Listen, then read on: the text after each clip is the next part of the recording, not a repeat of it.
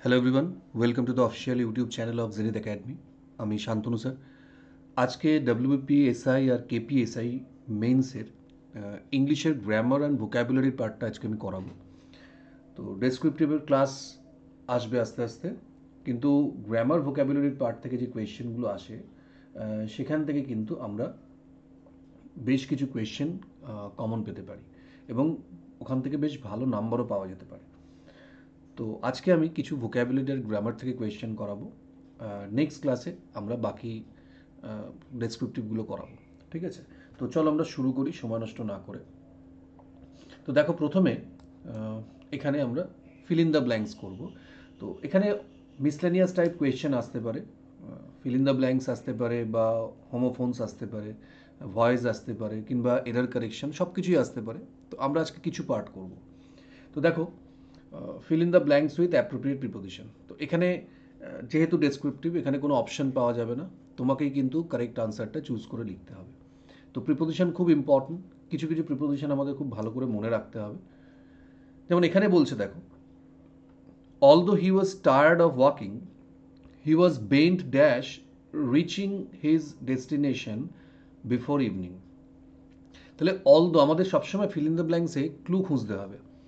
এই যে অলদো কথাটার মানে কি, যদিও, অলদো, বাট, ইয়েট, দো, এগুলো সবসময় ইউজ হয় দুটো কন্ট্রাডিক্টরি স্টেটমেন্ট যদি আমরা বসাই পরপর, মানে একটা পজিটিভ একটা নেগেটিভ, কিংবা একটা নেগেটিভ একটা পজিটিভ।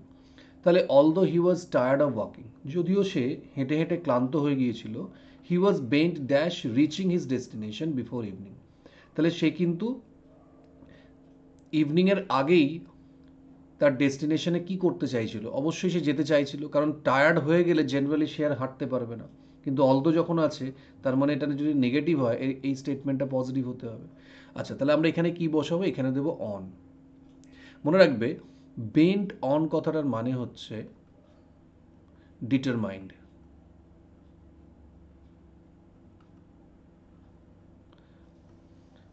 ঠিক আছে, ডিটারমাইন্ড মানে সে একদম বদ্ধপরিকর, যাবেই। এটাকে বলা হয় বেন্ট। যেমন হি ওয়াজ বেন্ট অন গোয়িং, মানে সে যাবেই। নাম্বার টু কি বলছে দেখো, হি ওয়াজ কনফিডেন্ট ড্যাশ সাকসেস। আচ্ছা, কনফিডেন্ট থাকলে হয় অফ, আর যদি থাকে কনফিডেন্স, কনফিডেন্স হলে হবে ইন, মনে রাখতে হবে। কনফিডেন্ট অফ, কনফিডেন্স ইন, কিছু কিছু এরকম প্রিপোজিশন আমাদের একটু সহজে মনে রাখতে হবে এইভাবে। যেমন কনফিডেন্ট আর কনফিডেন্স বললাম, ঠিক সেরকম ফন্ড হলে আমরা কি ইউজ করব, ফন্ড হলে হয় অফ, আর যদি থাকে ফন্ডনেস তখন হয় for. Fond of, fondness for. ঠিক আছে, আবার alternate R alternative.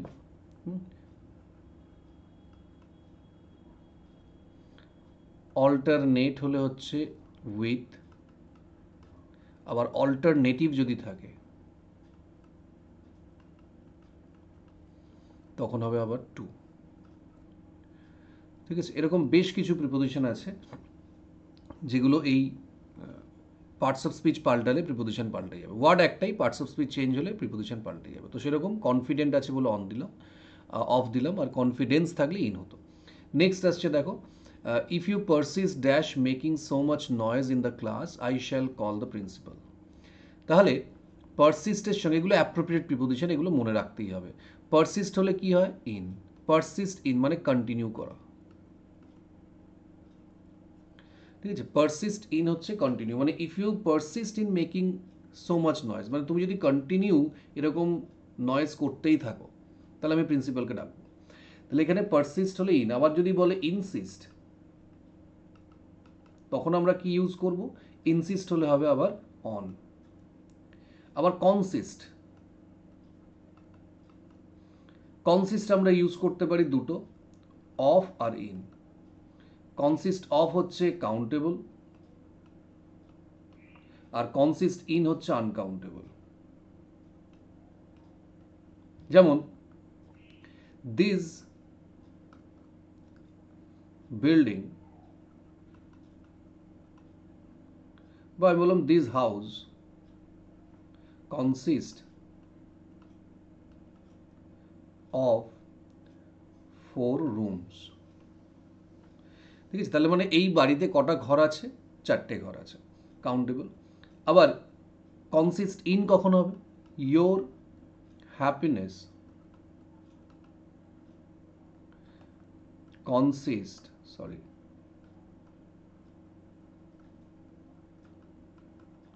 in my well-being, abstract noun. ঠিক আছে, তাহলে কনসিস্টের সঙ্গে দুটোই হবে। আবার যদি বলে কম্প্রাইজ, তখন কিন্তু এর সঙ্গে সাধারণত কোনো প্রিপোজিশন বসে না। যেমন দিস টিম কম্প্রাইজেস 11 মেম্বার্স, কিন্তু এখানে অফ দেওয়া যাবে না, কনসিস্ট অফ হবে, কম্প্রাইজ হলে কোনো প্রিপোজিশন লাগে না। আবার দেখো কন্টিনিউ, কন্টিনিউর সঙ্গে কিন্তু আমরা 2 + V1 এর ইউজ করব। যেমন হি কন্টিনিউ টু মেক নয়েজ, তখন কিন্তু আবার কন্টিনিউয়ের সঙ্গে আইএনজি হবে না, কিন্তু পারসিস্ট ইন হলে আবার আইএনজি দেবো, যেহেতু ইনটা প্রিপোজিশন, মনে রাখতে হবে। আচ্ছা চলো নেক্সট কি বলছে দেখি। He went to the forest in Quest dash piece. আচ্ছা মনে রাখতে হবে কোয়েস্ট বা সার্চ এর সঙ্গে হয় ফর, কিন্তু ইন কোয়েস্ট বা ইন সার্চ তখন হবে আবার অফ। তাহলে এখানে যেহেতু ইন কোয়েস্ট বলেছে মানে অনুসন্ধানে, তাহলে এখানে আমরা বলবো বা সন্ধানে, আমরা এখানে অফ দেব। বাট আমি যদি বলতাম he had Quest for success, তখন কিন্তু আমরা ফর দেব। ঠিক সেরকম অ্যাকর্ডিং হলে আমরা কি বলবো? অ্যাকর্ডিং টু, কিন্তু ইন অ্যাকর্ডেন্স হলে আবার উইথ হয়ে যাবে। The bridge gave dash due to earthquake. আচ্ছা গিভের সঙ্গে আমরা সাধারণত কিছু কমন প্রিপোজিশন ইউজ করে থাকি, যেমন give up, give in, give away. এই তিনটে প্রিপোজিশন আমরা সাধারণত ইউজ করে থাকি। গিভ আপ মানে ত্যাগ করা, অ্যাবান্ডন। গিভ ইন মানে সারেন্ডার করা বা কোনো কিছু মেনে নেওয়া। আর গিভ অ্যাওয়ে মানে হচ্ছে ডিস্ট্রিবিউট করা, যেমন he gave away the prices among the students. তো এখানে আমরা এই তিনটে ইউজ করবো, কিন্তু দেখো ব্রিজের ক্ষেত্রে এই তিনটের মধ্যে কোনোটাই আসছে না, তখন আমরা এখানে ইউজ করব গিভ ওয়ে। মনে রাখবে গিভ ওয়ে কথাটা মনে হচ্ছে collapse, collapsed. The bridge gave way due to earthquake, মানে আর্থকুয়েকে ব্রিজটা কোল্যাপস করে গেছে।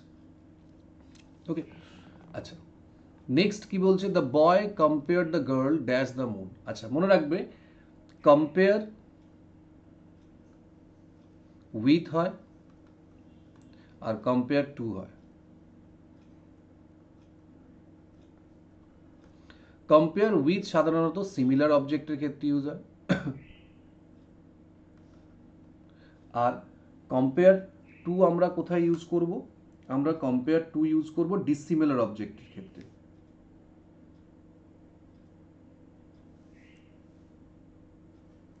ঠিক আছে, কম্পেয়ার টু হবে ডিসিমিলার।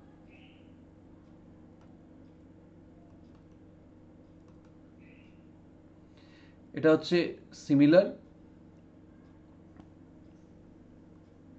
এটা হচ্ছে ডিসিমিলার, সরি। ঠিক আছে, কিন্তু মনে রাখবে আমরা কম্পেয়ার উইথটাকে ইউজ করি সাধারণত। আচ্ছা আমি একটু ভালো করে লিখে দিই।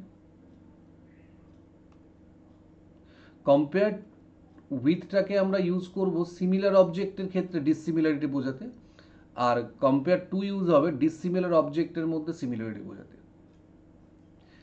যেমন এখানে দেখো গার্ল আর মুন হচ্ছে ডিসিমিলার অবজেক্ট, এটার সঙ্গে এটার কোনো সিমিলারিটি নেই, মানে অবজেক্টের দিক থেকে দেখতে গেলে একটা পার্সন আর একটা হচ্ছে নন লিভিং, কিন্তু দুজনের মধ্যে কম্পেয়ার করছি কি ভেবে, মানে দুটোর মধ্যে একটা কমন ব্যাপার আছে, ক্যারেক্টারিস্টিক্স আছে, যেটা হচ্ছে বোথ আর বিউটিফুল। তাহলে দুটো ডিসিমিলার অবজেক্টের মধ্যে সিমিলারিটি বোঝাবার জন্য আমরা টু এর ব্যবহার করি। ঠিক আছে, আচ্ছা এটা হলো আমাদের প্রিপোজিশন। চলো নেক্সট কি বলছে দেখি।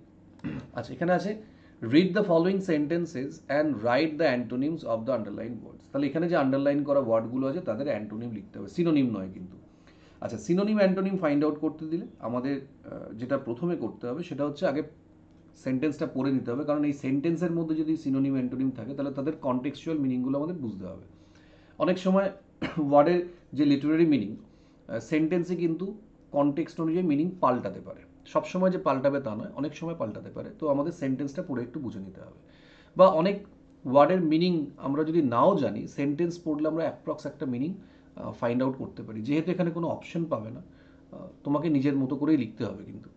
তো বলছে দেখো, as soon as she saw the gruesome accident, she lost her senses and fell on the ground. তাহলে এখানে আমাদের ক্লু হচ্ছে দুটো অ্যাক্সিডেন্ট, আর এক হচ্ছে তার সেন্স হারিয়ে ফেললো এবং গ্রাউন্ডে পড়ে গেল।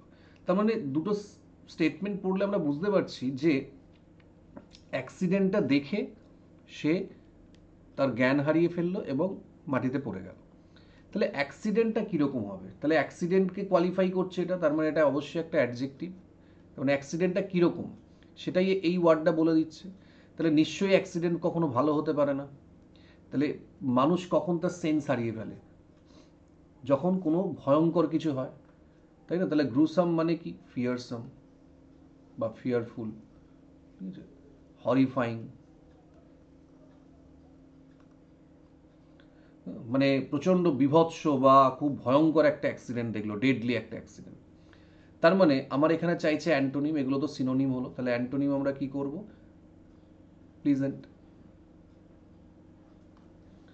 তখন আমরা অ্যান্টোনিম করবো প্লিজেন্ট, যেটা খুব আনন্দ দেয় আমাদের, অপোজিট চাইছে। নেক্সট বলছে, the vulpine reply of the boy shocked everyone sitting there. তাহলে ভালপাইন রিপ্লাই, রিপ্লাইটা কীরকম? তাহলে এইটা আবার দেখে অনেক সময় আমাদের আমরা ভুল মিনিং বুঝতে পারি, কারণ শকড করে দিয়েছে সবাইকে, সবাই আশ্চর্য হয়ে গেছে। তাহলে রিপ্লাইটা কীরকম হতে পারে? আচ্ছা, মনে রাখবে ভালপাইন হচ্ছে ফক্সের অ্যাডজেক্টিভ, ফক্স থেকে ভালপাইন, এটা একটা অ্যাডজেক্টিভ।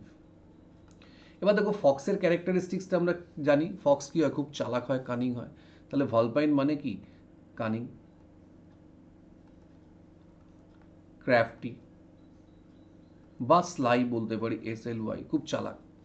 তাহলে আমার এখানে চাইছে কি? অ্যান্টোনিম। কীরকম বলবো আমরা? আমরা বলতে পারি ফুলিশ, আনইন্টেলিজেন্ট বলতে পারি, ঠিক আছে।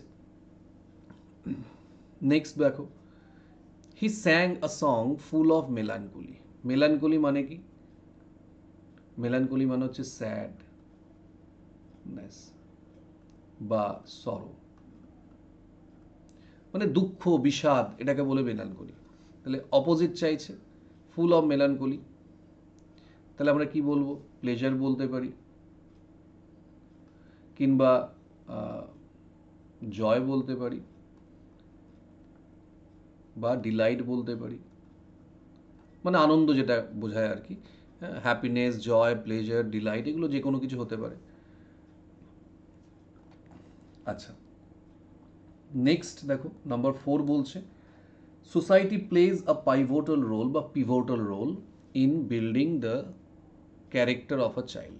তাহলে এটা দেখে আমরা মোটামুটি বুঝতে পারছি যে একটা শিশুর চরিত্র গঠনে সোসাইটির রোল কীরকম থাকে, খুব গুরুত্বপূর্ণ একটা রোল পালন করে। তার মানে এটা আমরা বলতে পারি ক্রুশিয়াল, আমরা এটাকে বলতে পারি ক্রুশিয়াল, বা আমরা বলতে পারি কি?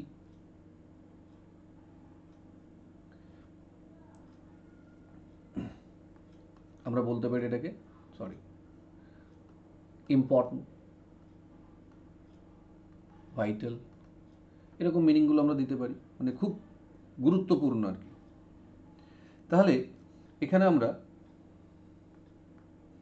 কি করবো? আনসারটা অপোজিট বলছে, তাহলে ইনসিগনিফিক্যান্ট বলতে পারি।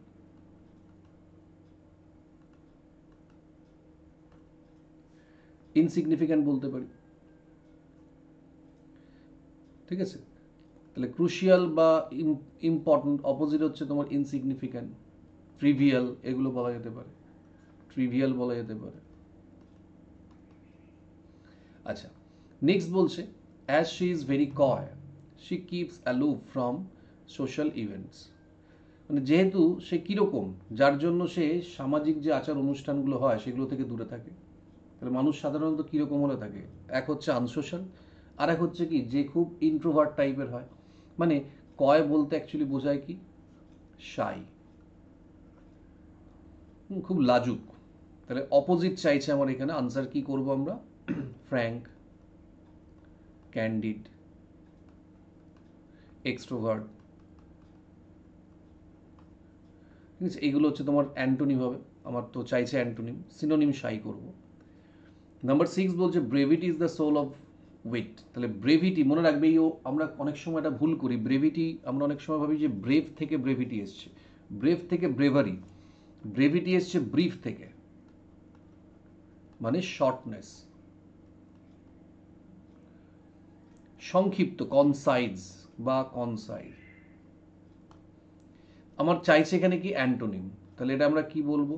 Brevity is the soul of good, মানে উইট। তাহলে সংক্ষিপ্ত,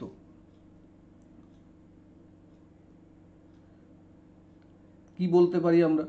দেখো, তাহলে ব্রেভিটির যদি আমরা অ্যান্টোনিম বলি, আমরা বলতে পারি ভার্বোসিটি, মানে ইউজ অফ এক্সেসিভ ওয়ার্ডস, ঘুরিয়ে ফিরিয়ে বলা, এটা আমরা বলতে পারি ভার্বোসিটি। ঠিক আছে, আচ্ছা নেক্সট আসছি আমরা ভয়েস চেঞ্জে। এই জায়গাটা কিন্তু আমরা ছাকা নাম্বার পেতে পারি। ভয়েস চেঞ্জ খুব ইম্পর্টেন্ট, এটা একটু ভালো করে যদি আমরা প্র্যাকটিস করি এখান থেকে ভালো স্কোর করতে পারি। যেমন বলছে why are you reading this book. ভয়েসের ক্ষেত্রে আমাদের মাথায় রাখতে হবে, ভয়েস কিন্তু আমরা কখনোই সেন্টেন্সের যে টেন্স আছে বা স্ট্রাকচার সেটাকে কিন্তু চেঞ্জ করতে পারি না, যেটা ন্যারেশনের ক্ষেত্রে হয়। মানে অ্যাক্টিভ ভয়েস যদি তোমার প্রেজেন্টে থাকে, প্যাসিভ প্রেজেন্টেই করতে হবে, বা অ্যাক্টিভ যদি ইন্টারোগেটিভে থাকে, প্যাসিভ ইন্টারোগেটিভই করতে হবে, অ্যাসার্টিভ করা যাবে না, বা অ্যাসার্টিভ সেন্টেন্সকে তুমি ইন্টারোগেটিভ করতে পারবে না। তার মানে আনসার আমাকে ইন্টারোগেটিভই দিতে হবে। তাহলে why are you reading this book, ভয়েসের নিয়ম কি? সাবজেক্ট অবজেক্ট, অবজেক্ট সাবজেক্ট আসবে। তাহলে এখানে আমার অবজেক্ট কি আছে? Reading what. হোয়াট দিয়ে যদি হোয়াট আর হুম দিয়ে প্রশ্ন করলে ভার্বকে যে উত্তর পাবো সেটাকে আমরা অবজেক্ট বলবো। তাহলে why are you reading books, reading what. আমি আনসার কিন্তু শুধু বুক পাচ্ছি না, দিস বুক পাচ্ছি, তাহলে এটাই অবজেক্ট। এবার তাহলে কি লিখবো? কোয়েশ্চেন আগে বসে যাবে, হোয়াই। এবার এখানেই প্রবলেমটা হবে, কারণ এই যে ভার্বটা আমরা কোথায় বসাবো? ইন্টারোগেটিভ সেন্টেন্সে আমরা সবসময় অক্সিলারি ভার্বকে সাবজেক্টের আগে বসাই। তাহলে এটা অবজেক্টটা সাবজেক্টের জায়গায় যাচ্ছে, তার মানে দিস বুক আগে বসবে না, আগে বসবে অক্সিলারি ভার্ব। কিন্তু এখানে আমরা আর দিতে পারবো না, কারণ আরটা দিয়েছিলাম ইউ এর জন্য, কিন্তু এখানে আছে দিস বুক সিঙ্গুলার, তাহলে ইজ হবে। টেন্স চেঞ্জ করা যাবে না, ওয়াজ হবে না। Why is this book being read by you. ঠিক আছে, আমি যদি বলি why this book is being, তখনই কিন্তু ভুল হয়ে যাবে। Next, she let me go. তাহলে I was let go by him, sorry her. She আছে, হার হবে। Don't open the door. আচ্ছা, যদি বলতাম ওপেন দ্য ডোর, তাহলে বলতাম let the door be open. এবার যখনই ডোন্ট দিয়ে দিচ্ছি, আমরা শুধু লেটের পর একটা নট বসিয়ে দেবো, বাকি সব একই থাকবে। Let not the door be opened, let not the door be opened. এবার ডোন্ট থাকলেই যে সবসময় লেট আসবে তা নয়, অর্ডার আসতে পারে, অ্যাডভাইস আসতে পারে, ডিপেন্ড করছে সেন্টেন্স কীরকম থাকবে। Have you ever seen a skylark. Skylark একটা পাখির নাম, এটাও কোয়েশ্চেন বলছে। তাহলে আবার আমরা কি করব? Auxiliary verb. এখানে দেখো কোনো ডব্লিউএইচ ওয়ার্ড নেই, তাহলে অক্সিলারি ভার্ব দিয়ে কোয়েশ্চেন করব। কিন্তু ইউ আছে বলে হ্যাভ, কিন্তু এখানে আমার সাবজেক্ট কোনটা হয়ে যাবে? আ স্কাইলার্ক, সিঙ্গুলার। তাহলে লিখবো হ্যাজ। টেন্স চেঞ্জ করা যাবে না, পারফেক্ট আছে, পারফেক্টই করতে হবে। Has a skylark. এবার হ্যাভ, হ্যাজ, হ্যাড থাকলে একটা বিন আসবে। Been ever seen by you. Question দেখো, কোয়েশ্চেন জায়গায় বসে যাবে। ঠিক আছে, has a skylark been ever seen by you. Fifth question, people say that he is a fool. আচ্ছা, এই ধরনের সেন্টেন্সে যেখানে কমপ্লেক্স সেন্টেন্স আছে, আমাকে দেখতে হবে দুটো ক্লজ থাকবে কমপ্লেক্সে, দুটো ক্লজেই অবজেক্ট আছে কিনা।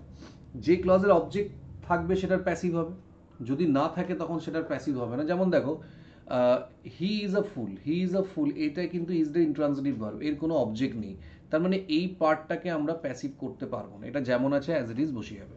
তাহলে আমাকে করতে হবে কি, পিপল সে। এটাকে আমরা দুরকমভাবে করতে পারি। আমি বলতে পারি people say what, that he is a fool. তাহলে এইটাকে আমরা, এই পুরোটাকে কিন্তু একটা অবজেক্ট হিসেবে ধরতে পারি। হোয়াট দিলে that he is a fool, তাহলে আমরা এরকম বলতে পারি that he is a fool is said by people. কিংবা এটাকে আমি যদি ইট ধরে নিই, it is said by people that he is a fool. এটাকে তো আমরা প্যাসিভ করতে পারবো না। এবার এই বাই পিপলটাকে আমরা সাইলেন্টও রাখতে পারি, it is said that he is a fool. এটা না দিলেও চলবে। Someone, no one, anyone, people, এগুলো সাধারণত প্যাসিভ করার সময় আমাদের প্রয়োজন হয় না, না দিলেও চলবে।